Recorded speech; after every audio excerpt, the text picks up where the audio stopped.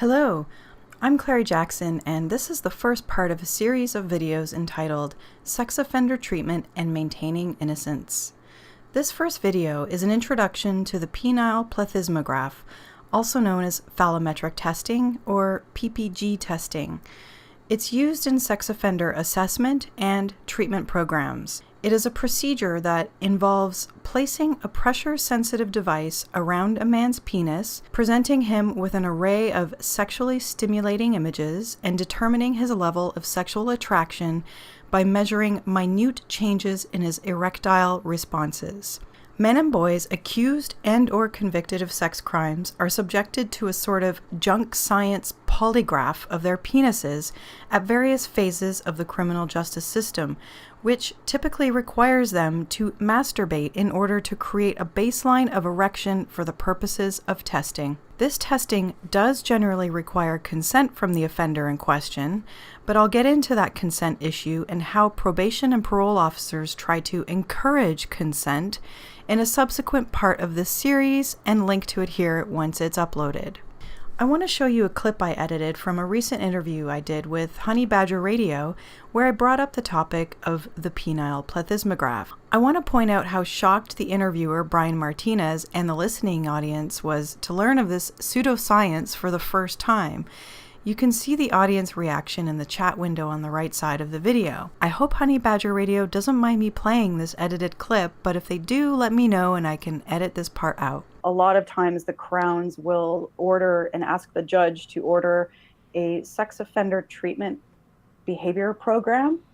Oh. And what that entails by default with some of the go-to psychologists that work in this field is what's called there's two names for it, phallometric testing or a penile plethysmograph. What? Okay, let's hear more about that. What it is, it's a machine that gets hooked up to your dick.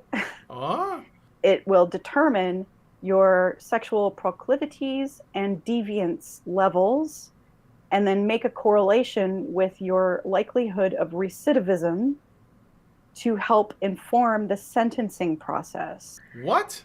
What is the goal of that? They just want to know how... They're sick and perverted, twisted fucks. Yeah, it sounds like they want to know how, like, what you're into, and they have this machine that does it. That's, I don't even, what is that even supposed to... It's pseudoscience. Yeah, like, what is it even supposed to prove? I was going to say, it sounds like something, you know, that the Nazis would have used, like something made up, like something from a science fiction movie. Unfortunately, this is not science fiction. Keep watching this video to learn more about this testing, but first, this channel is not monetized, so a 30-second pause for the cause. Hey there, do you find this content valuable, informative, and thought-provoking? If you do, there are links in the description bar for multiple ways to support my work. Donations help to sustain the production of content that informs and inspires viewers like you. Support what you value by contributing one-time or monthly recurring. Buy merchandise to take a stand and start a new conversation. And last but not least, subscribe to this channel, like, comment, and share to help this channel grow. Here's a law review excerpt taken from a falserapesociety.blogspot 2011 blog post describing the test procedures. PPG examinations are customarily performed in a prison, or particularly in the case of parolees, in privately operated treatment facilities under contract with government probation services. The degree of privacy afforded to subjects during the procedure varies considerably. In many cases, those undergoing the test are stationed in a private room and cannot be seen by the clinician. Communication is maintained via microphone. In other cases, subject and clinician are separated only by a curtain. Still, other researchers suggest that it is optimal for the administrator to be able to monitor the client through a window or one-way mirror during testing. In rare instances, administrators have apparently even attempted to videotape the procedure. Prior to beginning the test, the subject is typically given instructions about what the procedure entails.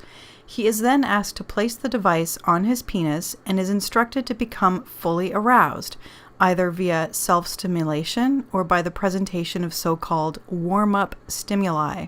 in order to derive a baseline against which to compare later erectile measurements.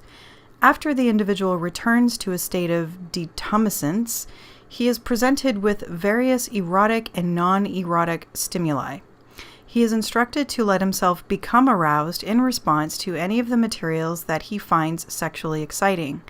These stimuli come in one of three modalities: slides, film or video clips, and auditory vignettes, though in some cases different types of stimuli are presented simultaneously. The materials depict individuals of different ages and genders, in some cases even possessing different anatomical features, and portray sexual scenarios involving varying degrees of coercion. The stimuli may be presented for periods of varying length, from mere seconds to 4 minutes or longer.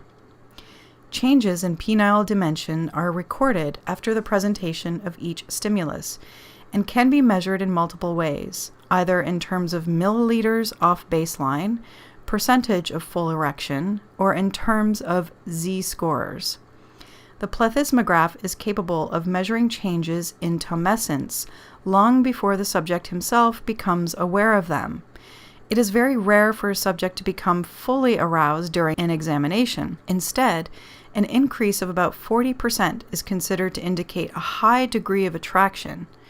An increase of less than 10%, on the other hand, is typically considered statistically insignificant. In this way, the plethysmograph provides a detailed profile of a person's sexual desires, his level of attraction to men and or women, to boys and or girls of various ages, as well as to different forms of sexual coercion and violence. In subsequent parts, I'm going to discuss how these tests are interpreted, the problems with interpretations, and, in general, the controversies around this testing. So stay tuned for Part 2, Controversies around Penile Plethysmograph Testing.